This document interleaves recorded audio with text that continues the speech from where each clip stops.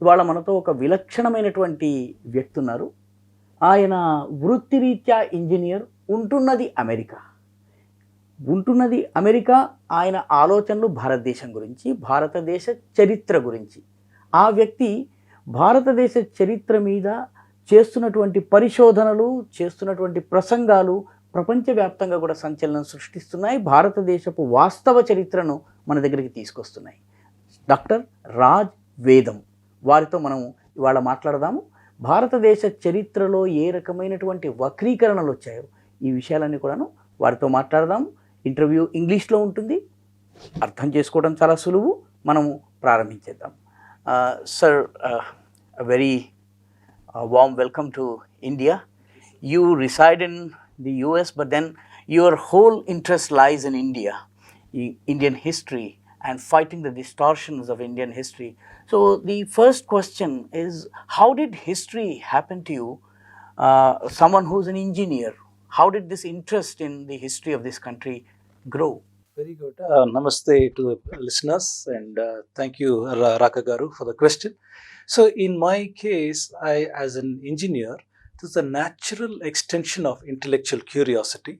I wanted to find out where are the roots of our modern technology, mathematics, science, medicine, where does it come from?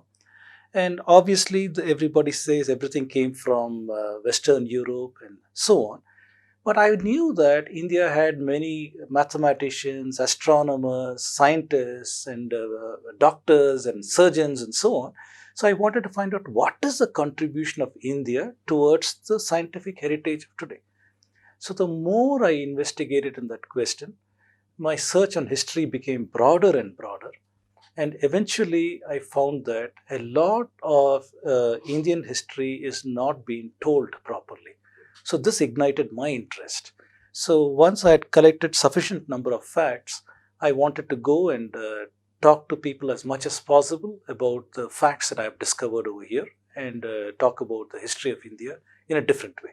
But then Indian history has been distorted by the colonial rulers for their convenience. The colonial masters have left long back. So why is this distortion still continuing both within India as well as outside? So very good question, sir. So in my studies, what I found is there are 5 forces acting on Indian history. And like you correctly said, the colonial ideological forces were the first force. They were soon followed by the Eurocentric forces. They were controlling Indian history. Then the vested interests. The vested interests are the organized religions. They had an interest in controlling the Indian identity. They wanted to create an identity for Indians which they'll feel repulsed about. They'll be self-loathing, self-hating, this kind of an identity. They were interested in that kind of a narrative. That's the third force. Yes. The fourth force, the left liberal academia. So they come with a certain kind of sociological lenses which are alien to the Indian context that is applicable in the West. For example, in the West, they had the angry white male who was responsible for all these things like Abrahamic issues and slavery and violence and world wars and all kinds of problems. They have mapped that into India. The angry white male has become the angry Brahmin male. And they bring in all kinds of divisive narratives in the Indian context and talk about every social interaction in India is seen through the prism of oppressor, oppressed. Who oppressed whom, who was the victim, who was so on and so forth. So even the way that we look at ourselves has been distorted beyond recognition. So when we look at that, it is said in such a terrible way that you cannot recognize any goodness in yourself. Again, the self-loathing image comes through the alien sociological models that the left, liberal, academic and media are doing. Finally, the Marxists. The Marxists are controlling the education sector ever since Indira Gandhi gave them a free rein. So they are interested in destroying the Indic identity, because the Marxist philosophy is change comes on the back of a revolution to destroy the old order. The old order in India is Hinduism. So by destroying Hinduism, they hope to bring their noxious ideology and to bring change. So these 5 forces, sir, are controlling the narrative of Indian history today. And that is why we're finding that it's not easy to change a narrative. They're tightly controlling the narrative. So you asked, why is it that after the colonialists have gone, we still find these problems? The the reason is there are 5 forces, and the 3 are still relevant. Although the colonials are no longer relevant, the Eurocentric narrative is relevant. The story of the European people, who are they as a people? To answer their questions, they have to answer who the Indians are. So to answer the question why Latin, Sanskrit and Greek are related, the European people have had to construct a story based on the linguistic model. And that model requires that Indians are people from Central Asia into India, the Aryan invasion theory, it requires that. So they hold on to that model. The vested interests want to control your narrative. They don't want you to feel pride about your culture or history. Only if you feel loathing and hatred against your culture and civilization, then you can convert it to a different model. So they are interested in controlling that model. Left liberal academic bias, they just want to show whatever is done in the West, they can also do it over here. And so it's excuse me, in the guise of academic freedom, there is an enormous amount of distortion that assists these other powers over here. The Marxist, we know all about them. So this is the reason, sir. That is why even though the colonials are gone, the remaining forces are still relevant and they're controlling the narrative. But one interesting thing is, how is it that China, Japan, countries like this have managed to stay out of this ecosystem and build their own narrative of the history, which India or the Latin American countries or even the African countries are unable to do? And why these two countries, particularly Japan as well as China, have managed to keep their history sanitized from the Western ideas? So very clearly, if you look at the history of Japan or the history of China, they have controlled the foreigner very well. And by foreigner, I mean the missionaries. So they have controlled access to their country and other things very well. The Japanese threw them out. Although they went through a period of modernization, the missionaries tried to bring in their noxious ideas over there to control their minds also, away from Shintoism and Buddhism and other ideas. But the Japanese resisted that. The emperor was enlightened enough to say that this is corrupting our culture. They threw them out. So Japan was forced to open after the defeat in World War II. Only then this Americanization and other things have come in. But even then, their nationalist idea is very, very strong. They remain very, very strong. Yes, and they remain true to their history, their narrative. They control that. And the same thing with China. China has had a very strong identity about who they are as a people. The British have tried to colonize them through Canton, the Shanghai, and all those kind of Hong Kong, those places. They made them into drug addicts. They used opium that was grown in India was used to control those people over there. But eventually, the Chinese also have managed to control their identity. They control the narrative, and they're not going to corrupt it to suit anybody. However, in India, we have been kicked around by these 5 forces. And today, we don't find the willpower in the people who can change the policy to policymakers who understand these forces, these 5 forces I'm talking, and going and changing the narrative. That is not happening. And because that is not happening, our youth have suffered tremendously. The identity of India is corrupted so badly that nobody in India, whether it's a youth or an adult, you go and ask them, what are you as an Indian? Who are you? What are you? They are unable to answer that question. No, nobody can connect to the ancient civilization. Nobody can say, I am a proud and grateful inheritor of this civilization of my ancestors. Because we have all been deracinated. We have all been removed from Sanskrit. We have all been removed from the culture of the country. Everything has become alien for us. We have been deprogrammed to reject our ways, have a Pavlovian response. The minute somebody says Hinduism, you say communal. Where does that come from? That is the deprogramming that these 5 forces have done to us. So the youth has got no idea about their identity. They have no idea they've been played around. They have no idea they've been programmed, deprogrammed by the media, textbook, vested interests to react in this manner. Yes. So it requires our policymakers to come and say there is a problem today when we see universities like JNU and AMU and other such places going around and saying break up India and calling the Indian army as an occupational force. There is a reason they are products of such an education system. And it's only getting worse, sir. It's only getting worse. The youth, the very young children today also cannot connect with the culture of the country. They cannot. And this is a criminal neglect This is a criminal neglect of our culture by the policymakers. So this is something that I feel deeply disappointed that we have not been able to change these things. But then I think the sheet anchor of this whole mess of distortions is the Aryan invasion theory. This has been increasingly challenged even in the West. A lot of people, even in the West, they're challenging this. But how does it still, continue to influence the minds of the people outside India as well as inside? So the Aryan invasion theory, in my talks, I extensively talk about the roots of this ideology. So the colonialists, when they came to India, they had the Bible model. They believed God created the world in 4004 BC. They believed God destroyed the world, Noah's flood, in 3000 BC. They believed you cannot have a history going beyond 3000 BC. So when they came to India and they saw the Puranic accounts from the grandson of Pandavas and even earlier, they said, how is it possible Indians have such a chronology that is going against the Bible model? Bible must be true. Therefore, Indian history must be false. And so they distorted by reducing the chronology of Indian calendar. So that is the first distortions. And the linguistic people, after they saw that Latin, Sanskrit and Greek have got common roots, similarities, common roots, they wanted to address a question, who are they as a people? And to answer who they are as a people, they must say, who are the Indians? Because they speak Sanskrit, which is related to Greek and Latin. So who are they? So in order to satisfy their own understanding of their identity, they didn't want to be seen as Sanskrit descendants or Hinduism descendants. They wanted some distance over there. So they proposed, they meaning the Eurocentric linguistic researchers, they said the reason why these languages are related is because there was an ancestral language, Proto-Indo-European ancestral language. And by the way, that ancestor lived in Central Asia between Caspian Sea and Black Sea.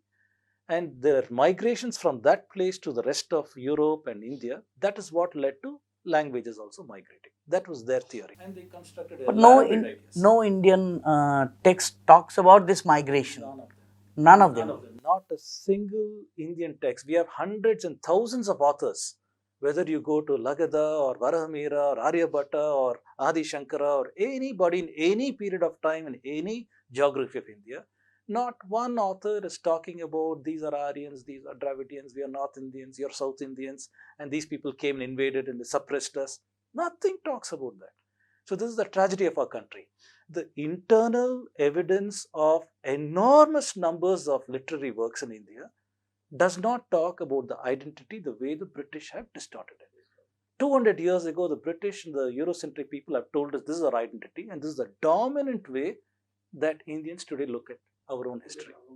This is the sad part of it. But then, not just the Aryan thing, they have invented the Dravidians from nowhere. Very true, very true. And this Dravidian is now wreaking havoc even now, after years after Britishers have left, and there's no change in the narrative, there's no counter narrative to this. So Raka Garu, I always say this in my talks.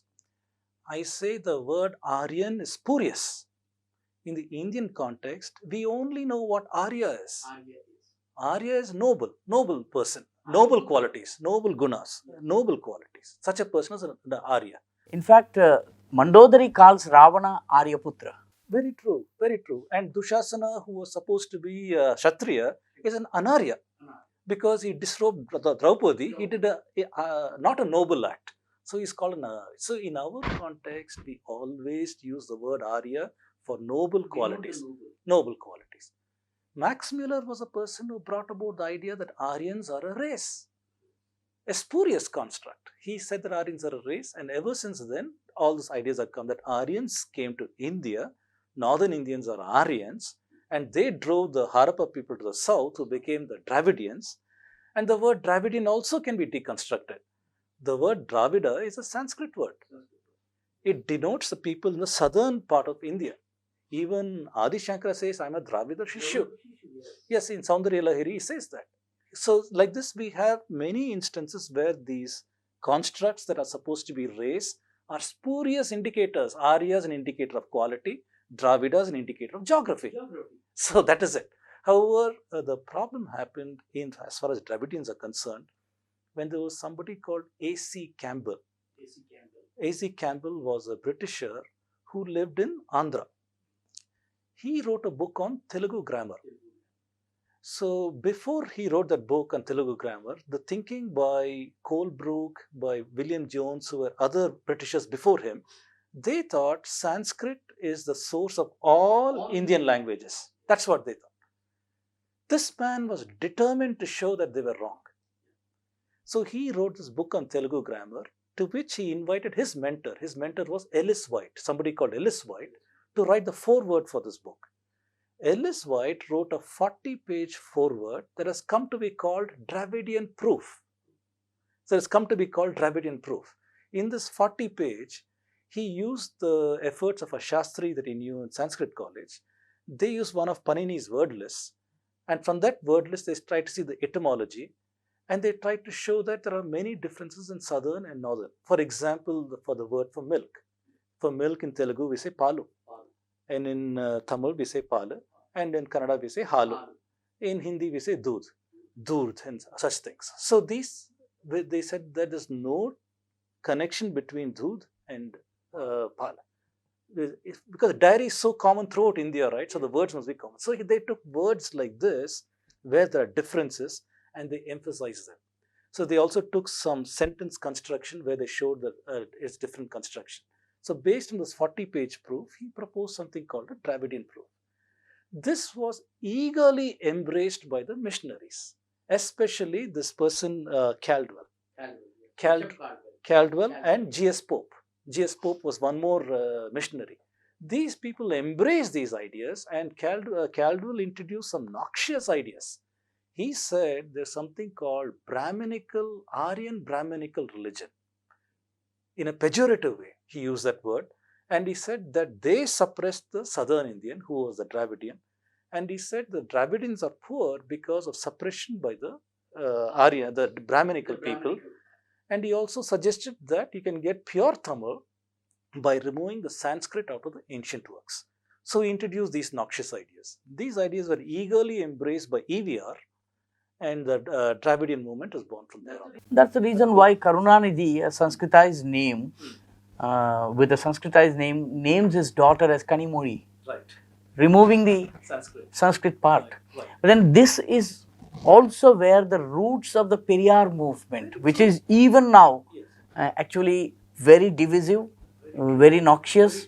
And I always tell people the same thing. You tell me the names of at least 100 Indian authors, any period of time, whether you want to start Yajnavalkya in 3000 BC or whether you want to go with Madhava in 13th century, 14th century, not a single author has talked about Dravidians or Aryans. So thousands of years in this country, whether Sangam literature in the south or whether you go to other literature in Eastern India, Western India, Northern India, nobody is talking about invasion. No invasion, no migration, no suppression, no nothing. However, these people have a noxious idea that Aryan invasion happened and so on. So the whole philosophy, the whole identity is bogus. This Dravidian identity is utterly bogus as the Aryan notion is. So that is the central thesis that I come. It's not just the Aryan Dravidian dogma, it is also about hiding a part or obscuring a part of history. They have, did you do some research on how this 1000 years have been obscured in the name of Sandrakotas? Yes, absolutely. So if you read the works of Kota Venkatachalam, for example, he brings this out very well. So he says in the early debates that these Britishers had, they wanted to find how does the history of India relate to the Western history. There's no relation. They could not find any relation. So they wanted an anchor point. To find that anchor point, they looked at, there was a person called Megasthenes who was supposed to have visited India, and he wrote a work called Indica. That work is lost, but portions of that work survive in other texts, so they are using that. In that work, he referred to a ruler called Sandrakotas. So they tried to see who is this Sandrakotas. So they looked at the Purana king list and they said phonetically somebody called Chandragupta Maurya sounds close to Sandrakotas. So they made an anchor point saying Chandragupta Maurya, Sandrakotas, and we have got a relationship now. 300 BCE, this is a time frame for Sandrakotas, Chandragupta Maurya, and that's how we know relationship to Western history. There were some 3 kings mentioned, Ashoka's time, all these kind of things. The problem is the Puranas have placed this Chandragupta Maurya 1200 years earlier. Almost 1000 years earlier. So there is a distortion that they introduced just by making such an anchor point. So the Purana king list earlier had perfect synchronism. Whether you take Nepal king list, Kashmir king list, Purana king list, everything had synchronism. Perfect agreement was there. After the British finished all these rearranging of the list, synchronism has been lost totally. Even today, we cannot reconcile the king list that history is telling us from the British history with our traditional history. So we can't do that because it's been totally lost. And they have labeled them as unreliable, corrupt, and all these kind of things. The point here is, have there never been any attempts to correct this distortion anywhere during the Indian history during the last 200 years? So there have been some nationalist people throughout in different times. For example, Bala Gangadhar Tilak was one of them who was trying to. He too has proposed that Aryans are Very true. So he was a product of his times. He was a product of his times where he strongly also believed the British line that there was an Aryan invasion, and he tried to see where did the Aryans come from, and he tried to say from Arctic Ocean, Arctic Circle, from that area they came. So that was his theory. But he made some mistakes, but he was a nationalist writer. But Kota Venkatachalam has actually opposed this. He wrote a book called Aryula Dhruva Nivasa Khandanamu. Yes. The polar origin of Aryans was challenged by Kota Venkatachalam. Correct. So I have encountered the Kota Venkatachalam's works in English because I cannot read Telugu. So in his English works, I'm very, very impressed. He's my teacher also. I've learned a lot from his works. So when I say pranams to my gurus, he's also one of the gurus that I give pranams to. So yes. So he's challenged some of these ideas. He's presented this synchronism problem about the astronomy problem. He brings in the astronomy, he brings in the time of Yudhishthira's era, he brings in various ideas. Some of those ideas we can discuss. Not all researchers will be on the same page. We can discuss these ideas and we can do that. But the point is, he challenged it. Nobody else was there who challenged these ideas over there, but he challenged 1950s or so. He challenged this narration of history. Unfortunately, in Nehruvian India, I don't think there was any attempt to even connect with the ancient civilization. Not even to bring in Sanskrit as a medium of instruction. The JPC that was there at that time, they rejected the idea of Sanskrit being a medium of instruction. It's been downhill after that, after Indira Gandhi took power and gave power to the Marxists. The Marxists have infiltrated into the educational system, into the formulation of the syllabus and everything. It has been utterly downhill after that. So today there are several people like me who are challenging these things based on science and other narratives. So we hope there will be a sufficient upswell of interest that we can change the narratives. How this genetic data can be used to counter this whole argument of Aryan invasion? So genetics is not an independent line of evidence. That's the first thing I want to say. In my talks, I give ideas about genetic methodology. Genetic methodology believes that each of us carry in our DNA mutations of all our ancestors on the maternal side and paternal side. So the idea is that if I take a sufficiently large number of genetic samples, maybe by looking at the mutations different people have, I can try to classify who are the different people. So that is one idea that genetics can probably offer. But then the idea is also extended to migrations, ancient migrations, and how people moved from one part of the world to the other. And I have problems with that methodology. So genetics makes use of saliva swabs. It tries to get all the genetic data out of a person, the genome of a person, by sequencing and other such things. Then it goes through a process of a bioinformatician who writes the models for, if I say, for example, that we are mixed with the Central Asian DNA, there has to be a mathematical model for that. So the bioinformatician, who is a statistician, he will try to say, okay, this is the model of Central Asia, this is the model of Indians at that time. They mixed in some percentage and so many generations are there, and today's Indians have got the current measurements of DNA because such a mixing happened in the past. So they might have some ancient samples from Harappa, they might have some ancient samples from Central Asia. They'll take those DNA samples, they'll have some estimates in their mathematical models, and they'll try to do this. Unfortunately, this is a deeply mathematical exercise which is not known to the common person. A specialist would be able to go and critique many things in the mathematical models, starting with the model itself, going on to the algorithms that they use, going on to initialization, going on to the assumptions that they build into this. There are deep problems over there. The bottom line is, when the results come from genetics, it is not an absolute measure with high degree of confidence. Rather, one must take those claims very, very narrowly because they are restricted in their applicability. The situation is like this, sir. Today we are in a certain central place in Hyderabad. And if I say I want to go to Google Map and say I want to go from here, central Hyderabad, I want to go to the airport. Google Map will say you can go by that route, you can go by this route, you can go by this route, this will take 20 minutes more, there's an accident on this road, that will take 1 hour less, different routes it will give. All 3 roads will take you there. But the question is, which road are you going by? So you might choose one road. Just because you chose that road does not make it correct. Make it the right route. Correct. So this is the problem over here also. So over here, they choose constraints to fit the linguistic model. Linguistic model gives them a time boundary for the mixing. Linguistic model says 1500 BCE. So they will assume about so many generations. If 50 years is one generation, they'll take about so many generations from there to here, 40 generations, 50 generations, and so on. And they'll try to fit their models to that. So it will converge to that model because you assume that. Just because it converges does not give you proof of Aryan invasion or any such thing. So this is my problem with the genetic model. It is not an absolute science. It's a relative science which claims should be taken very, very narrowly. But then how do we change this narrative? You are in the realm of educating the general public at large, but then the academia even now is impervious to these ideas. So how do we actually change this narrative?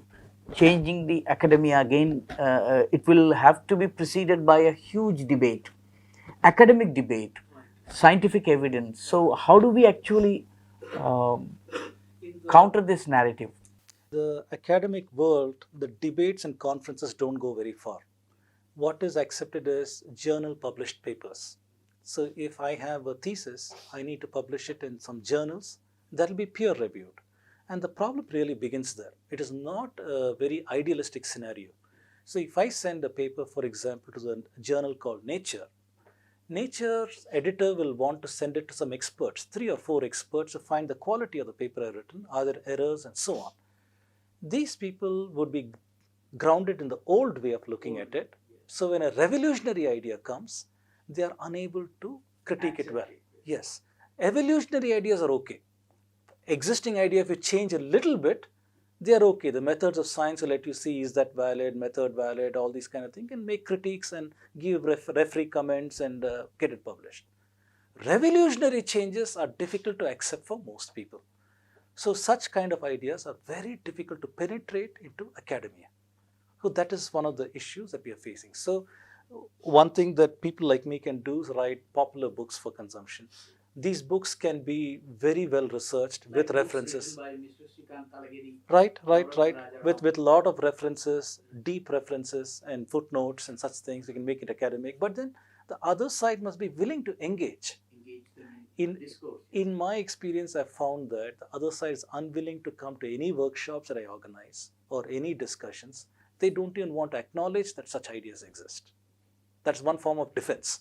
If you cannot counter it, you don't even, you ignore that side completely. Acknowledge its presence. Yes, you don't even acknowledge its presence. So that is what is going on. But how do we then counter this narrative, sir? What can we do? Government cannot arbitrarily do it. Just by a swish of a pen, it cannot change the academic discourse. I hope the government can do one thing. The government can ask for a policy review. The government can ask, is there a group of experts who can suggest a different narration given what we have today? So that can be done. Government can mandate that let our history textbooks contain both the theories. So if I'm coming with a scientifically valid theory, then I can request that in your NCERT book, in this side of the page, when you're talking about Aryan invasion theory, put a box on this side for the student. For the student to know the other side, alternatives that scientists have discovered these counter examples to Aryan invasion theory. Let the students learn that. Let the students learn that that will improve their own critical thinking. So they can go tomorrow and start investigating, discuss in the classroom. This way we can build a new generation of scholars. So the currently NCRT won't even let us do that. And that is not scientifically okay. If there is a second theory on the table, they should bring it in. They should bring it. So I am asking that our policymakers, if they are reluctant to change the textbooks, then bring in the boxes. Every idea that come here have the alternative. The alternative idea also must be Yes. given the Yes. position. Yes. Actually, must be given the opportunity. Very true. Yeah. Very true. But then the problem in India is the governments change very often. And the history also changes whenever the government changes. There was an attempt during 90s and early 2000, 2004, 2005 to change the textbooks, to change the syllabi. But then soon the governments changed and everything came back to square one. So this is one problem. The agreement, unlike in the West, there is an agreement, basic agreement, regardless of the political affiliations, of a narrative of a history, a particular narrative of a history, which we don't have in India. We have an alternative narrative which challenges the, challenging the one that is actually traditional. The Indian history, the ancient Indian history upholds. So we have a Marxist narrative, we have a leftist narrative, we have a liberal or post-modern narrative, subaltern narrative. So they keep changing the textbooks every 5 years, 10 years. So it requires that we have to acknowledge we have an identity problem.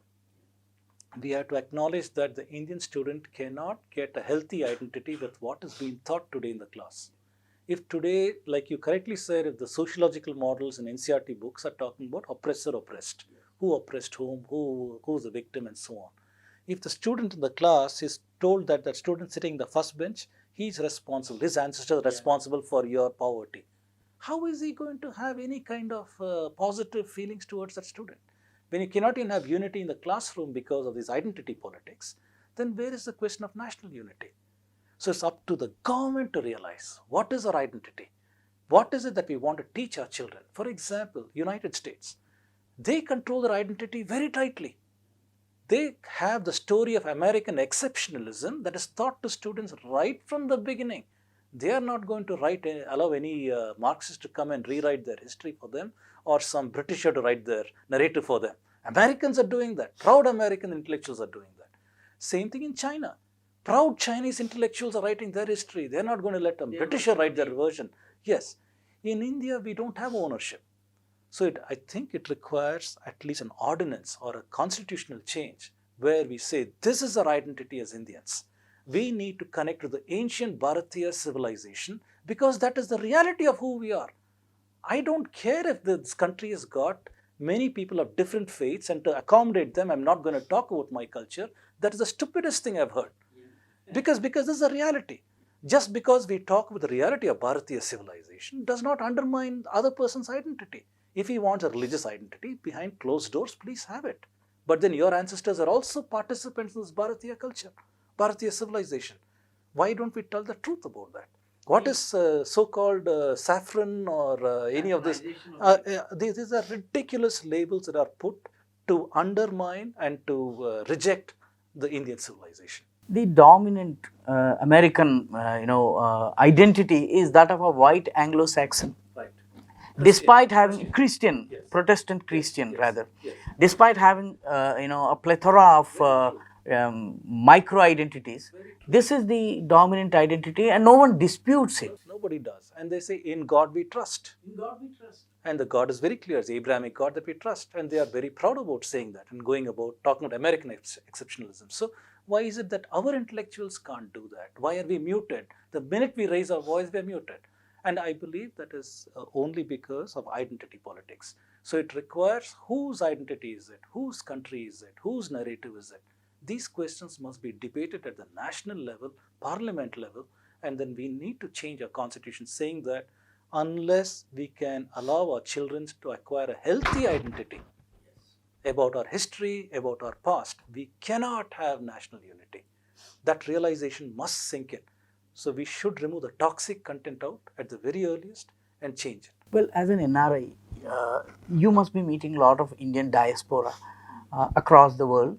So how do they look at India's history? Do they feel that Indian history should be sanitized, or are they aware of the history? Do they suffer from an identity crisis? So, good question, sir. So, when most of the Indians go outside the country, they definitely became aware of their identity. Yes. Because they are aware they are in a foreign culture. They are aware they are living in a foreign environment, foreign customs, foreign everything. So, they become acutely aware of their Indian identity. Then the question is, what is that identity? So, people who don't have a strong grounding will easily submerge into the host community. For example, you become more westernized, that I'm more of a, I will sneer on this culture, go. At the same time, there are people who will strengthen their identity. Yeah, they go back to their roots. Very true. And in fact, I find much evidence, at least in the United States, of Indians who support the Indian culture strongly. We send our daughters to Bharatanatyam classes. We send our daughters and sons to various music lessons and things of this nature. We have got Balavihars. We have got various Vedic heritage classes.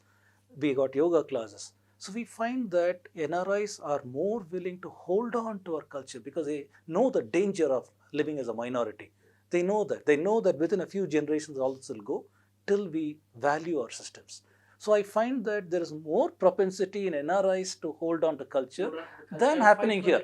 So I drove around in Hyderabad and along with a friend and asking where are all the dance schools, and they said there's one dance school over here, and they pointed out a certain dance school, and that's the most famous one. There's not many over here. Ideally, in a place that has 7 million people in the city, 6 or 7 million people, every street corner must have people because everybody must be proud of expressing their identity, connecting their identity in some way. Ideally, we should have that many, but unfortunately, we don't. We seem to take a very lax attitude. We are more eager to quickly imbibe the Western identity and to show how progressive I am and to show how westernized I am, because that's an indicator of my whatever, these kind of things. However, when these people go abroad, they will realize the value of an identity. It's all boiling down to the clash of cultures, clash of narratives. So, finally, as we end this interview, what do you have to tell the Indians who are actually in the eye of the storm, who are actually facing an onslaught from all sides and are blissfully unaware of the attacks that are coming on them? So, what kind of what message do you have for them? Very good question, sir. Very good question. So I urge all the Indian people who are watching this interview, regardless of the religion or their background or other things, to try to connect to the ancient Bharatiya culture. We have always been told that our goal in life is to dispel the avidya about our existence, who we are, and that is done through a process of acquiring knowledge. So if somebody feels threatened by Hinduism, I still say your ancestors had a quest to acquire knowledge. So acquire knowledge. What is that knowledge? It doesn't matter. Any knowledge you go sufficiently deep will make you into a sufficiently spiritual person. Even if spirituality is not the goal, I request Indians to try to learn about their history. People may say, I don't have a guru, I don't know how to learn about my culture, nobody's there to teach me. These excuses will not do today because we are in a digital world. We are in the presence of Google and other things. Even one Google search will give you hundreds of documents, videos, and other things. So start learning. Initially, the learning could be difficult. We don't understand it. But watch 1 or 2 videos, read 1 or 2, download some PDF documents and books on culture, on history, on religion, on philosophy. As you read more and more, your maturity, the subject will increase more and more. So try to internalize, my request to the youngsters and others watching this video, try to internalize the message our ancestors have given us to go on a path of knowledge. Go on that path. Don't sit down and relax. Go on that path of knowledge. As you go on that path of knowledge, your identity will become clearer and clearer to you. So I request that let us go back to a knowledge-based society. That is who we were in the past. That is who we should be in the future. Not just people who are blindly chasing capitalism and enjoying life. That is also okay. But the point is also become a knowledge-based culture. And knowledge does not mean using technology. That is not knowledge. Knowledge is understanding the philosophical roots of who we are as a people, our heritage of the sciences of the past, and how we can contemporize these things into the future. So that's my sincere request to the listeners. Thank you so much, sir. It has been a pleasure having you here. Dhanyawad. Thank you, sir.